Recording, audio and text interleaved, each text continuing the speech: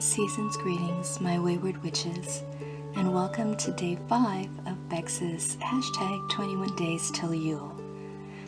Based on my first two videos, you are more than likely expecting a little history lesson on the Yuletide stockings, its origins and folklore, but instead, I want to share with you the very special history of one stocking in particular.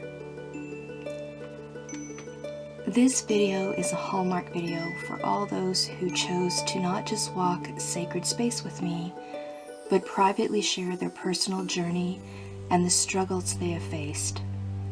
I keep saying you're not alone, but today I share one of my own stories with you, so that you see you really aren't alone. You may have gleaned from some of my other videos that my relationship with my family is more than a little strained. My sister was very much favored, and while I was so used to it growing up, it really didn't bother me. It wasn't until the year she got married that I realized how very little I was considered as any significance to my parents. My sister got married Thanksgiving weekend in Canada, so October 1992. I was 22 and in university at the time. My mom's birthday is in November, so I had called to arrange to visit her and also asked what we were doing for the holidays. My family are Anglican because of my paternal lineage, and I remember feeling my heart drop when there was silence. Then my mom spoke and in a baffled voice said they were going to visit relatives in California that Christmas. It's hard to make me speechless, but I was. Speechless, heartbroken, angry, all the feelings in a bad way. I asked why, and Mom's explanation was, since my sister said she wanted to spend her first Christmas with just her husband, they decided there was no reason to stick around, so they booked a trip. The message was a slap in the face. I was no reason for them to stick around. I wasn't, once again, even considered. But I'm very close to my mom's youngest and eldest brothers, who are very much my dad's. Uncle Krish and his family invited me up to Penetanguishene for Christmas. It was an adventure getting up there, especially since I never did get my license, but my university roommate and her family helped me get part of the way up to the train station, for which I will always be grateful. Then my uncle picked me up from the train, and I had dinner with my uncle, my auntie, and the kids. But it was hard. It was one of the reasons I wanted to turn down the invitation. To sit in witness of a family that loves each other and wants to be with each other when you just never had that, it's hard. And it's truly only gotten harder as the years passed. After the kids went to bed, I remember staying up and helping my Auntie Nancy wrap the gifts for the kids. And this was the year I discovered how much fun it was to wrap the goodies in the stockings as well. We just never did that growing up, and now I do it all the time. It was well into 3 a.m. when I thought we were both going to bed. What I didn't realize was my aunt had made me a stocking as well. She and Uncle had a very homespun-filled home with love.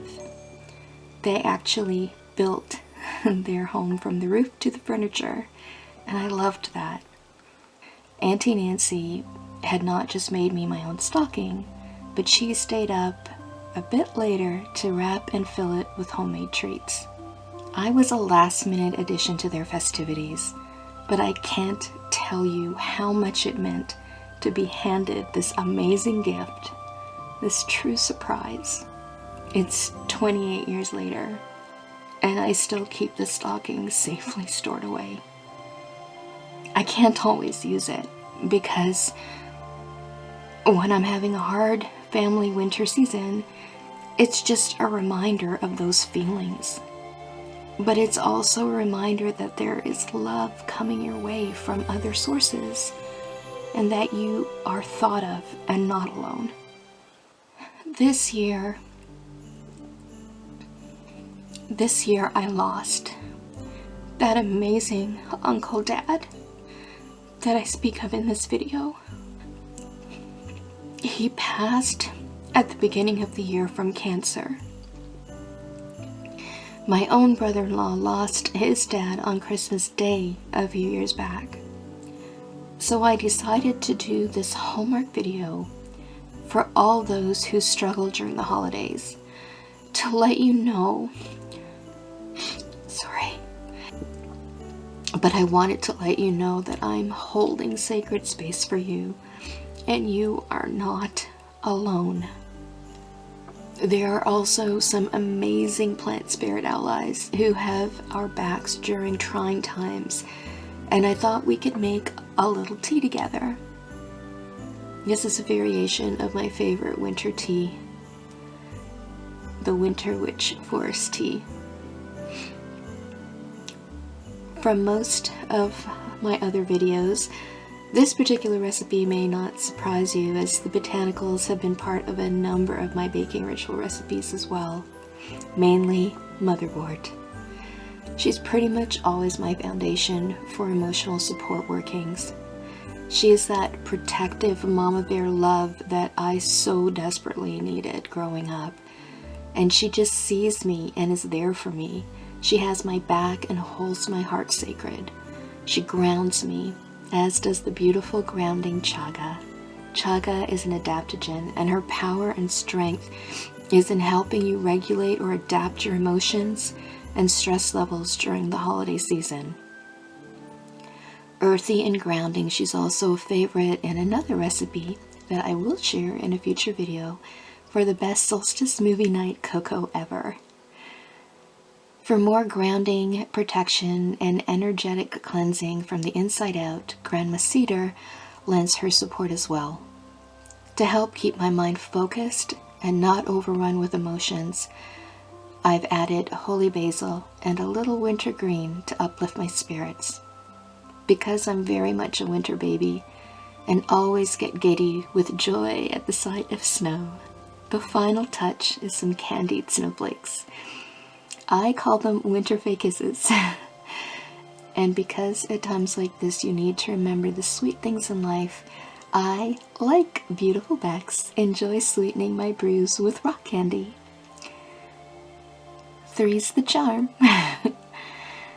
I hope you find yourself embraced in love and acceptance this season. It may not come from immediate family for some of us, but it comes. It comes from friends, sometimes co-workers, neighbors, strangers on the street that can lend you a smile and a kind word. And it comes from friends online who understand and support you. It comes from a candlelight on my altar to hold sacred space for you.